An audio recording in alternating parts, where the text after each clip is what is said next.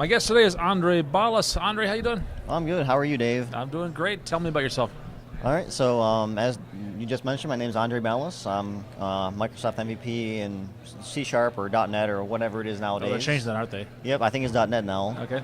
And I've recently been doing some talks on OWIN and ASP.NET stuff. I'm really excited about all the new ASP.NET features that are coming out. Very cool. And we were talking, and I want to tell you all about them. Let's focus on OWIN. Let's Okay. keep this scoped. Sounds good. OWIN is an acronym, right? Yes, so OWIN stands for Open Web Interface for .NET. Okay, so it's a .NET thing. Is it a Microsoft thing? It's not a Microsoft thing, but there is a Microsoft implementation of it. Okay. So let me give you a little backstory before we talk about what OWIN actually is. So one of the things that has happened, I guess, in the past 10 years is that if you were building an ASP.NET website or web application, you were pretty much dependent on System.web and therefore dependent on IIS, right? Right. And System.web, if you don't know, it's a DLL that's just huge. It's a huge DLL. And I mean, if you know how long it takes, like if you connect to a website that's kind of spun down on IIS, and you know that time it takes to load the website to get that first response back. Oh, it's like a 5 or 10 spun down, I mean, everything kind of went out of memory because it's trying to be more efficient. Yeah, exactly. Okay. So it takes a good 5 or 10 seconds sometimes for that website to spin up. Okay. And a lot of that's because System.web is just a huge thing that has to be loaded in memory and all that kind of stuff. Okay. Right? So I'm not sure what year it was, but at some point Node.js came out and became popular. It's even popular here. I mean, actually, at this conference that we're at, there's a talk doing for Node.js for the .NET developer. I just saw it, David Neal. Yeah, David Neal, yep. So there's definitely some popularity and some traction of Node.js. So one of the things that a couple smart guys decided is that, well, Microsoft needs a solution to that, right? Or actually, .NET applications need a solution to that. Because we want to still be able to build .NET applications, but we don't necessarily want to be dependent on IIS and System.web. So they came up with this specification called OWIN, Open Web Interface for .NET. Okay. And they're not affiliated with Microsoft. It's just a couple of guys that have been in the space. Okay. I forget who it is now. We'll look it up and put it in the show notes.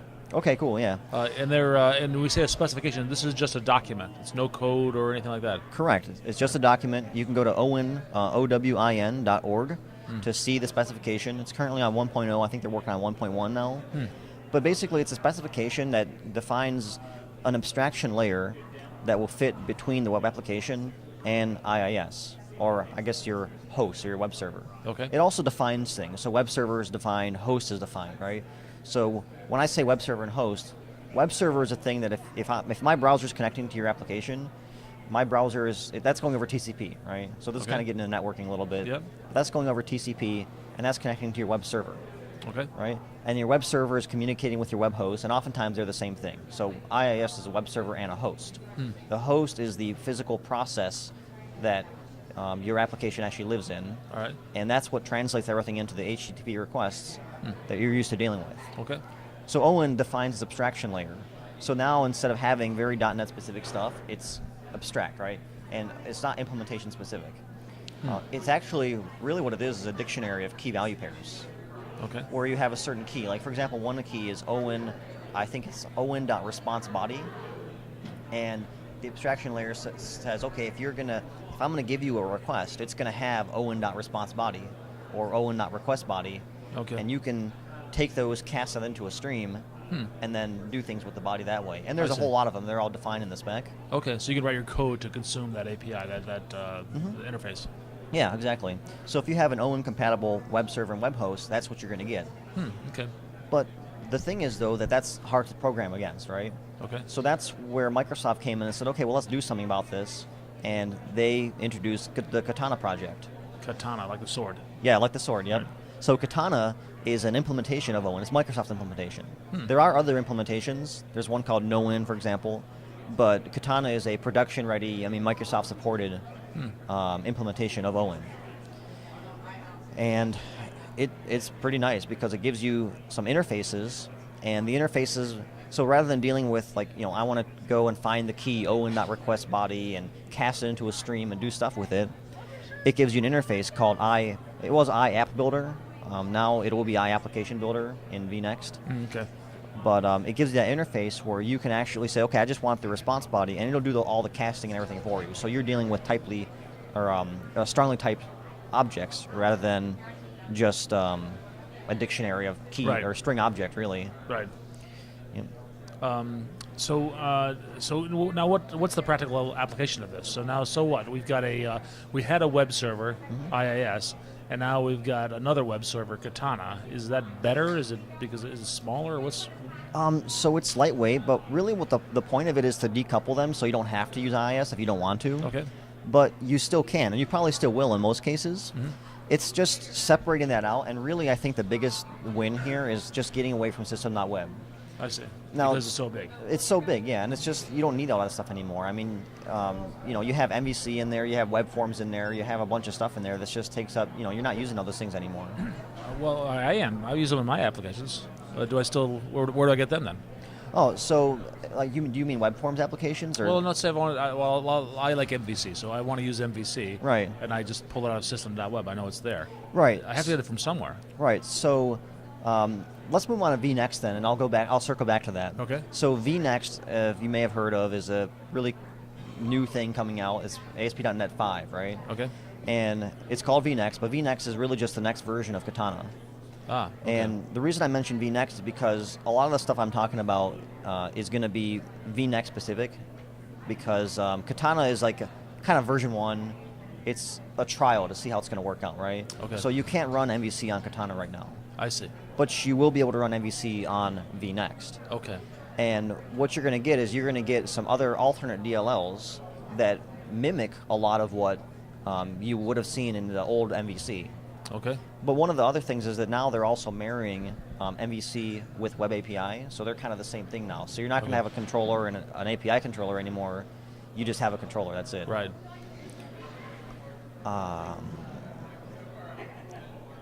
What about if I don't want to host on a web server at all? Can I host in some other application? Yeah. So that's one of the other benefits is that both with Katana and vNext, they are also a web server.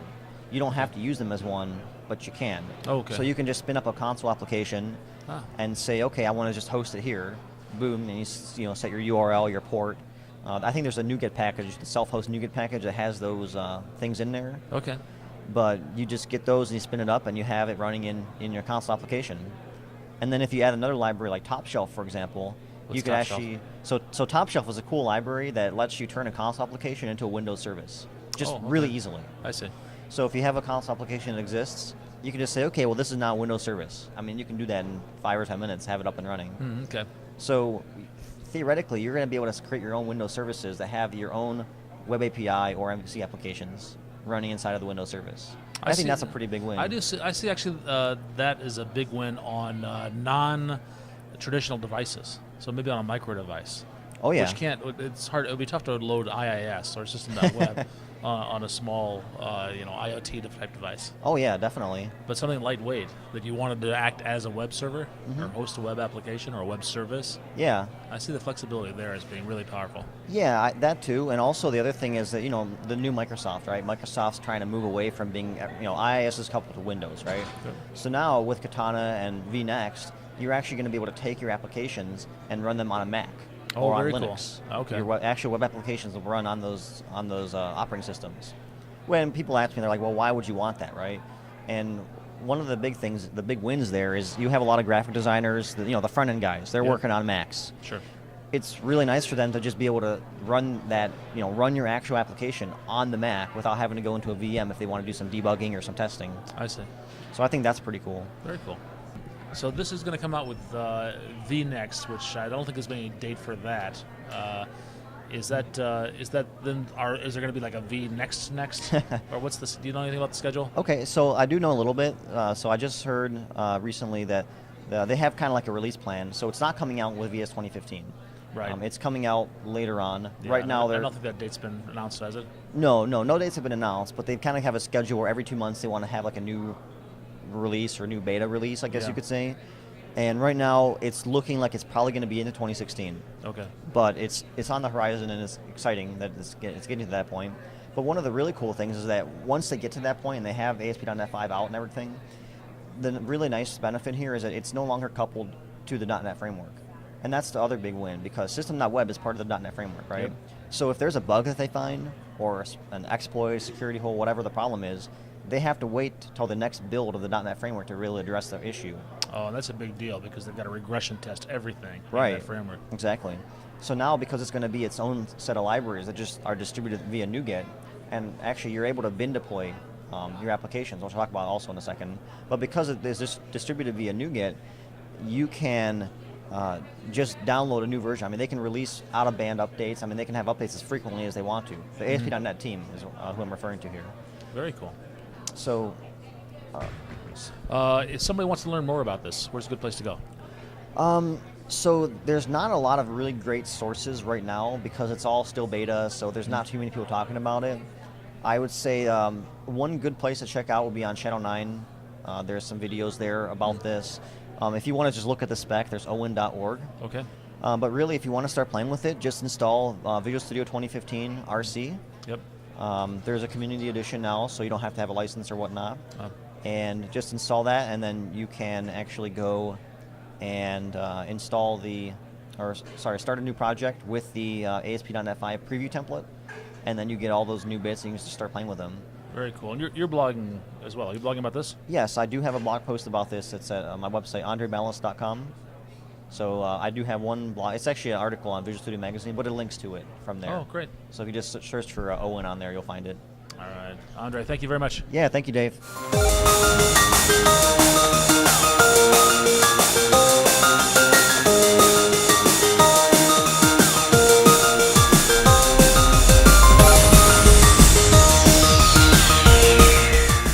So as you can tell, I like technology, and it's really a big part of my life. But like most things, it's a lot better with friends.